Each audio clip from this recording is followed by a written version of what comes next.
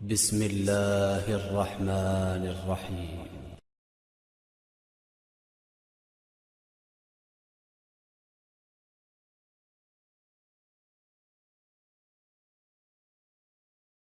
سوال کیجئے۔ السلام علیکم، میرا نام الطاف شیخ ہے۔ میرا سوال یہ ہے کہ اسلام کے حساب سے لڑکیوں کو لو میرج کرنے کی اجازت ہے، اور میرا دوسرا سوال یہ ہے کہ جو لڑکیاں نہیں، ایک منٹ، میرا سوال دوسرا صاحب ایک منٹ کی وقت نہیں ہے میرے پاس، وقت کی قلت۔ ایک سوال پوچھئے، دوسرا سوال کی لائن کے پیچھے جائیے، لائن کے پیچھے جائیے، وقت رہا تو انشاءاللہ میں جواب دوں گا۔ بھائی صاحب کا سوال تھا کہ اسلام میں شادی کے پہلے لو کرنے کی اجازت ہے کہ نہیں۔ میں اسے کہتا LBW، love before wedding, LBW leg before wicket نہیں، کرکٹ کی بات نہیں کر رہا ہوں میں، لو بیفور ویڈنگ کی بات کرتا ہوں۔ کیا اس کی اجازت ہے؟ اسلام میں there nothing like love before wedding.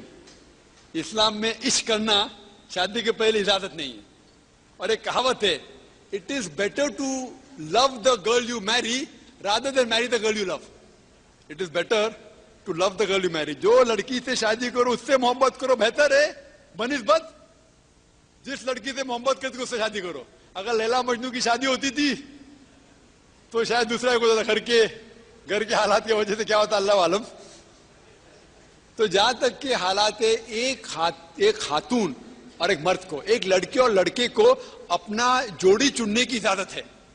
حالانکہ اللہ کے رسول نے کہا، ایک صحابہ آتے بولے میرے کل شادی ہے، تو انہوں نے کہا کہ آپ نے لڑکی کو دیکھا بولا نہیں، تو جا کے دیکھو۔ تو لڑکی کو دیکھنا سنت ہے، تو لڑکی کو اپنا شوہر چننے کی پوری اجازت ہے، لڑکے کو اپنی بیوی چننے کی اجازت ہے۔ چن سکتے لیکن شریعت کے دائرے میں، شادی کے پہلے بات بھی کر سکتے، آدھا گھنٹہ، 1 گھنٹہ، 2 گھنٹہ، نو پرابلم۔ لیکن جب لڑکا لڑکی بات کر رہے اس کے ساتھ میں ایک محرم ہونا ضروری ہے۔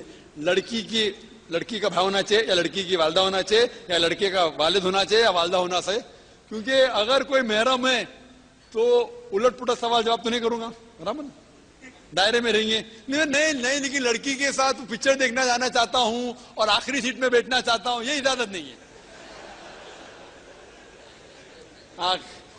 اگر کوئی آپ کو علم ملا، ہاں ایک لڑکی ہے یہ کالج میں بہت پرہیزگار ہے، ٹھیک ہے، آپ اس کو پیغام پہنچاؤ صحیح طریقے سے۔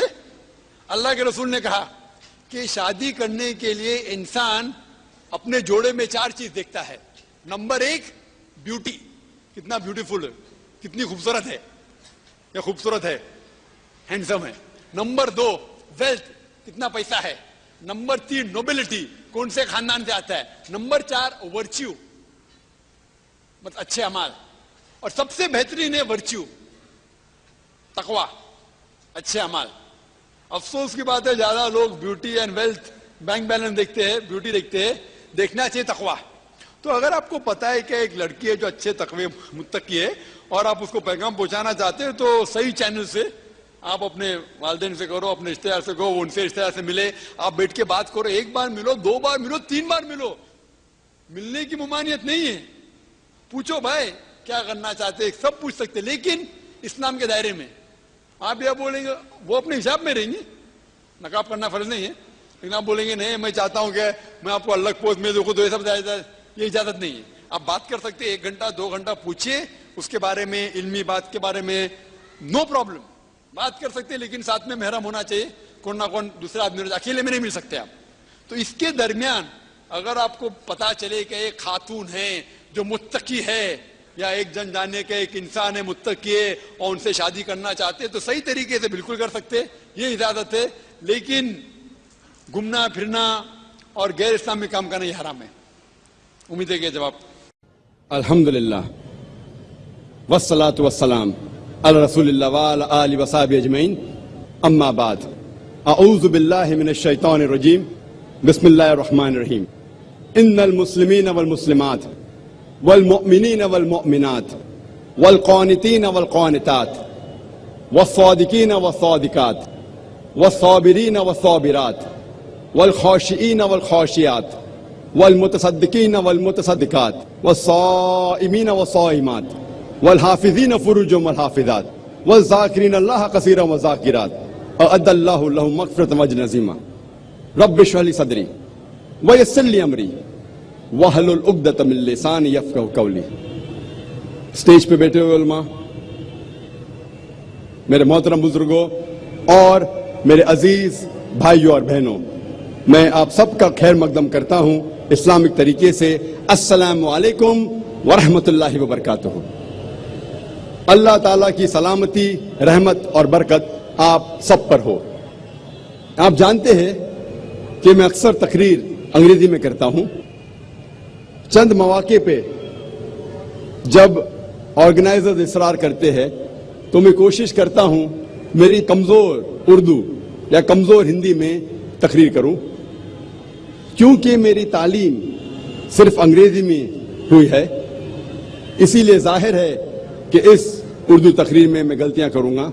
इसीलिए तकरीर के शुरू में ही मैं आप सबसे इन गलतियों के लिए माजरत चाहता हूं और उम्मीद करता हूं कि आप मेरी इन गलतियों को नजरअंदाज करेंगे और तकरीर के मवाद, तकरीर के पैगाम पर तवज्जो देंगे। आज की इस तकरीर का मौजू है इस्लाम में खवातीन के हुकूक। ऑक्सफोर्ड डिक्शनरी के हिसाब से women's rights are those rights that promote a position of social and legal equality of women with main. Oxford dictionary के मुताबिक खवातीन के हुकूक के मानी हैं वो हुकूक जो माशरती और कानूनी लिहाज से खवातीन को मर्द के बराबर दर्जा देते हैं। आज के इस तकरीर में मैं उन बातों पर तवज्जो नहीं दूंगा। मेरी तकरीर उन बातों पे मबनी नहीं है जो साइंसदान या गैर तजुर्बेकार एक्सपर्ट्स खवातीन के बारे में कहते हैं। आज की तकरीर मैं उन बातों पे करूंगा जो हकीकत और तजुर्बे से साबित हो सकती है। अगर हम इस्लाम में खवातीन के हुकूक वेस्टर्न मीडिया के नजरिए से, मगरिबी मीडिया के नजरिए से देखेंगे तो हमें मानना पड़ेगा इस्लाम में खवातीन को जलील किया जाता है, इस्लाम में खवातीन के साथ बर्ताव सही नहीं। अगर हम इस्लाम में खवातीन के हुकूक वेस्टर्न मीडिया के नजरिए से देखते हैं, क्योंकि the western talk of women's liberalisation is nothing but a disguised form of exploitation of a body, deprivation of honor and degradation of a soul. ये मगरिबी नारा आजादी निस्वा का हकीकत में औरतों के इज्जत को लूटता है, औरतों के आबरू को लूटता है, औरतों को जलील करता है। The Western society claiming to uplift the woman have actually degraded her to a status of mistresses, of concubines, of society butterflies which are hidden behind the colorful screen of art and culture. ये मगरिबी तहजीब जो कहती है कि खवातीन को हम ऊंचा मकाम दे रहे हैं, हकीकत में उन्हें एक तवाइफ बनाता है, हकीकत में उन्हें रखेल बनाता है, उन्हें बाजार की जीनत बनाता है आर्ट और कल्चर के रंगीन पर्दे के पीछे।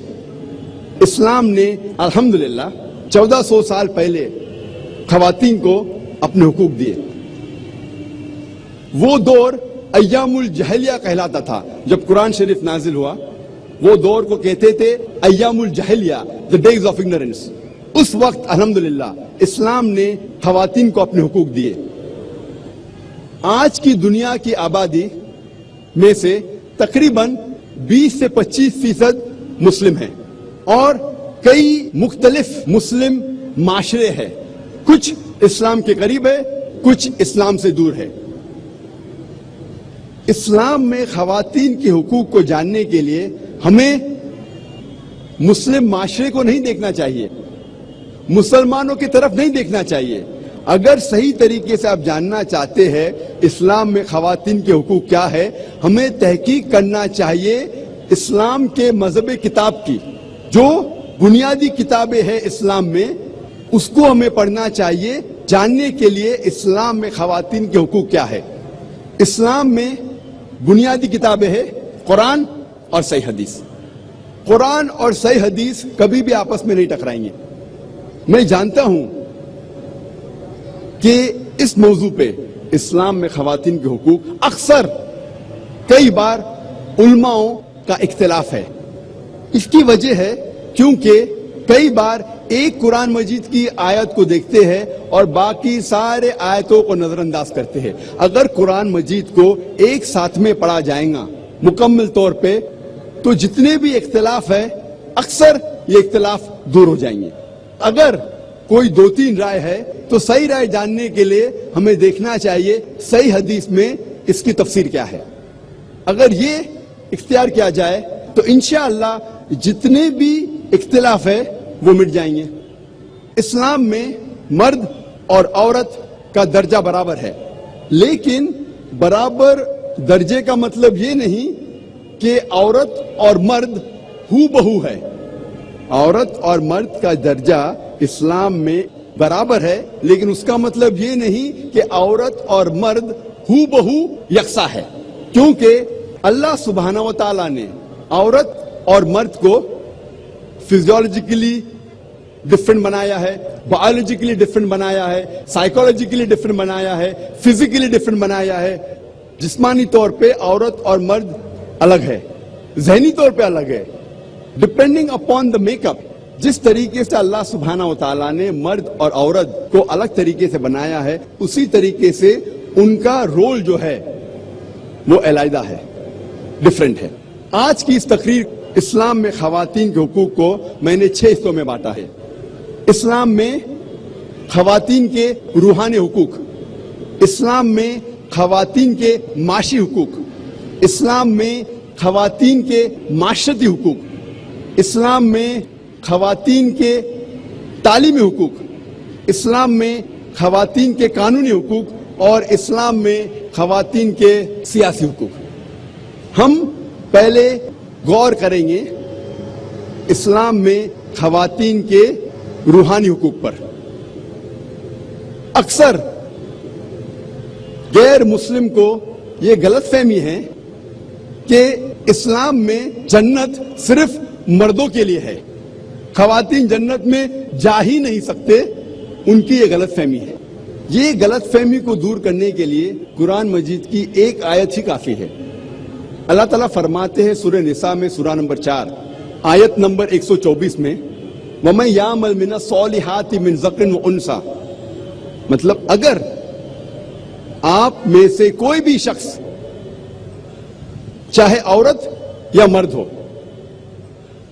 اور وہ اچھے اعمال کرتا ہے اور وہ مومن ہے تو انشاءاللہ وہ جنت میں جائیں گا اور اس کے ساتھ کوئی بھی ناانصافی نہیں ہوگی.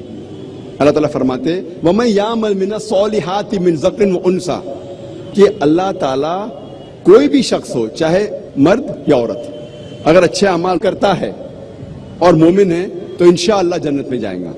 اللہ تعالیٰ اس پیغام کو پھر سے دہراتے ہیں سورہ نحل میں سورہ نمبر 16 آیت نمبر 97 میں کہ اگر آپ میں سے کوئی بھی شخص چاہے مرد ہو یا عورت اگر اچھے کام کرتا ہے اور ایمان رکھتا ہے اسے انعام دیا جائے گا.